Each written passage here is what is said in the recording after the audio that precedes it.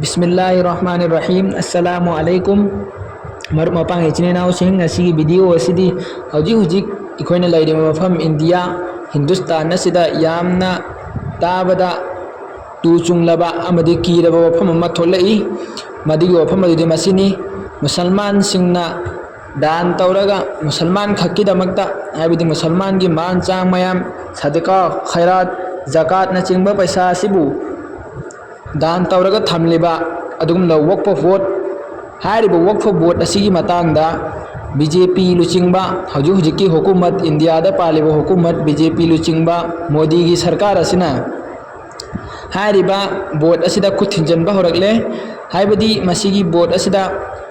गैर मुस्लिम मुसलमान की अतोप नन मुस्लिम सिंगसु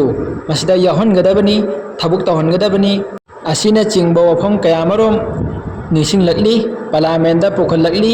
मसिगी पार्लियामेंट पुखलकलिबा बिल असी पास तहनगदबनी हाइना महाके पार्टी सिंगना सौगतली अदुगा असिगी मयोक्ता ओपोजिशन पार्टी राहुल गांधी अमदी मुसलमान की लुचिंगबा सिंग मखोय मयामना थेंगनरी केस असी कन्ना लोइना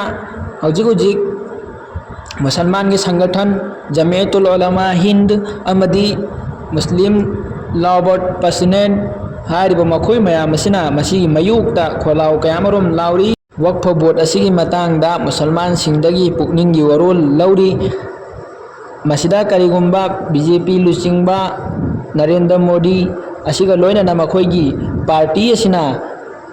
इखोयना मुसलमान असिना मसी मखोयगी मयुक्ता मी करोड़ अमना पुकनिंगी वरोन यानिंगदे हाइबगी फोंदोक तारगदी मसिगी बिल असी फेल होहनगनी पास तौरोय इखोय हुजिक मियोय लिसिंग कुंथ्रा मकना मसिगी वोट असी तौख्रे राय पीख्रे यानिंगदे हाइबगी हजु मियोय लिसिंग हुमुद्रामक वाटली मसी मियोय लिसिंग हुमुद्रामक असे असिदा अथु मोंगदा यहननागाईगिदमक्ता वीडियो असी शेयर तौबियु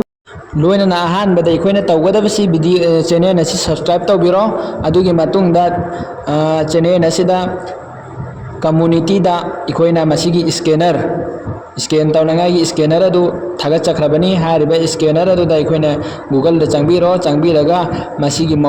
इखोयना तौरकलिबा स्कैनर स्केल तौफम मसिदा नंबिरबा मतुंगदा मसिगी स्कैनर असिदा स्कैन तौबिरबा मतुंगदा लिंक अमा चोंथोरकनी मसिगी लिंक असिदा मखागी सिदा नंबिरो अदुगा इखोयना मसिगी लिंक असिदा नमलबा मतुंगदा इखोई मिंग थबिरो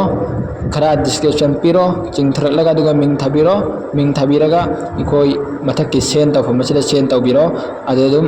इखोई राय अपामबदो फोंदोखरबनी